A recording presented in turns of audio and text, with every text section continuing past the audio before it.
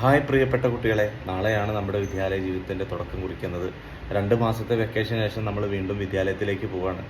ഏറെ പ്രതീക്ഷയോടെയാണ് നമ്മുടെ പേരൻസ്, നമ്മളെ ഉപ്പയും ഉമ്മയും നമ്മളെ അച്ഛനും അമ്മയൊക്കെ നമ്മളെ വിദ്യാലയത്തിലേക്ക് വിടുന്നത്. അവിടെ ഇവിടെയൊക്കെ ഓരോ കഥകൾ കേൾക്കുമ്പോൾ, അല്ലെങ്കിൽ ഓരോ പ്രശ്നങ്ങൾ അറിയുമ്പോൾ, ഓരോ കാര്യങ്ങളൊക്കെ അറിയുമ്പോൾ, എൻ്റെ കുട്ടി അതിലൊന്നും പോയി പെടരുത്, എൻ്റെ കുട്ടി അത്തരത്തെ സാഹചര്യത്തിലേക്കൊന്നും പോയി ചാടരുത് എന്നുള്ളൊക്കെ പ്രാർത്ഥനയോടെയാണ് നമ്മളെ രക്ഷിതാക്കൾ നമ്മളെ കൈപ്പിടിച്ച് വിദ്യാലയത്തിലേക്ക് പറഞ്ഞയക്കുന്നത്.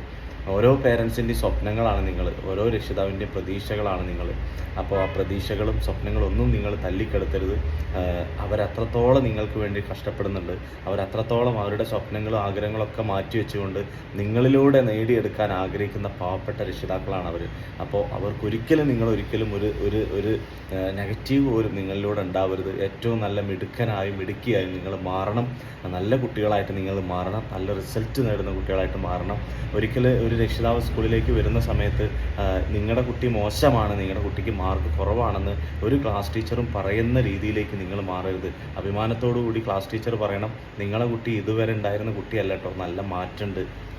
സ്കൂളിൽ നിന്ന് ടീച്ചർ ഫോണിലേക്ക് വിളിച്ച് പറയണം, നിങ്ങളുടെ കുട്ടി ഇതുവരെ ഉണ്ടായിരുന്ന ആളല്ല കേട്ടോ, നല്ല മാറ്റമുണ്ട്, എത്ര നല്ല പെരുമാറ്റമാണ്, എത്ര നന്നായിട്ട് പഠിക്കുന്നുണ്ട്, എത്ര നല്ല അച്ചടക്കം ഉണ്ട് നിങ്ങളുടെ കുട്ടിക്ക് എന്നൊക്കെ പറയുമ്പോൾ അവർക്ക് ഉണ്ടാകുന്ന സന്തോഷം ഉണ്ടല്ലോ, ആ സന്തോഷത്തിനേക്കാൾ വലുതൊന്നുമില്ല ലോകത്തൊന്നും. അപ്പോൾ അതിന് വേണ്ടിയിട്ട് നിങ്ങൾ പരിശ്രമിക്കുക. അതിന് വേണ്ടിയിട്ട് മാത്രമൊന്നല്ല, നിങ്ങളെ ഉറ്റുനോക്കുന്ന ഒരുപാട് ആളുകളുണ്ട്. അവർക്കൊക്കെ നല്ല റിസൾട്ടുകൾ ഉണ്ടാക്കി കൊടുക്കുക. അവർക്കിടയിലൊന്നും പരിഹാസ കഥാപാത്രങ്ങളായി നിങ്ങൾ മാറരുത്. നിങ്ങൾ മാത്രമല്ല, നിങ്ങൾക്ക് എന്തെങ്കിലും ഒരു ഡീമെറിറ്റ് ഉണ്ടെങ്കിൽ കഴിഞ്ഞാൽ അതിലേറ്റവും കൂടുതൽ അപമാനിതരാകുന്നത് പേരൻസാണ്.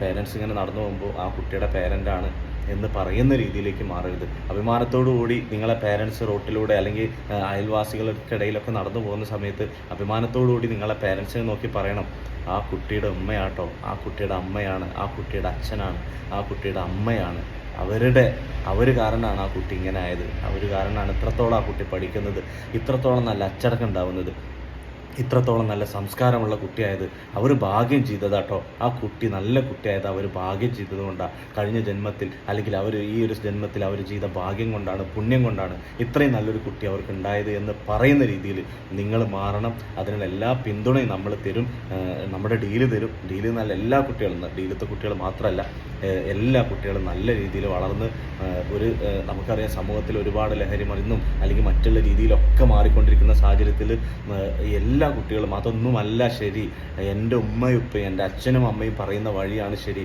അവരാണ് എനിക്ക് വേണ്ടിയിട്ട് ഇത്രത്തോളം കഷ്ടപ്പെട്ട് 10 മാസം ചുമന്ന് പ്രസവിച്ച എൻ്റെ അമ്മ എന്നെ ഇത്രത്തോളം വളർത്തി വലുതാക്കാൻ എൻ്റെ അച്ഛൻ കാണിച്ച അത്രത്തോളം അധ്വാനം, എൻ്റെ ഉമ്മയുടെ കഷ്ടപ്പാട്, എൻ്റെ ഉപ്പയുടെ കഷ്ടപ്പാട്, എൻ്റെ അച്ഛൻ്റെ കഷ്ടപ്പാട്, എൻ്റെ അമ്മയുടെ കഷ്ടപ്പാട്, അതിനേക്കാൾ വലുതായിട്ടുള്ള ഒരു ലഹരിയില്ല.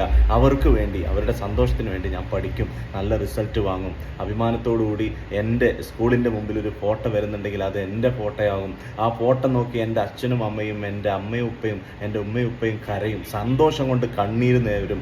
ആ സന്തോഷത്തിന് വേണ്ടിയാണ് ഞാൻ പരിശ്രമിക്കുന്നത്.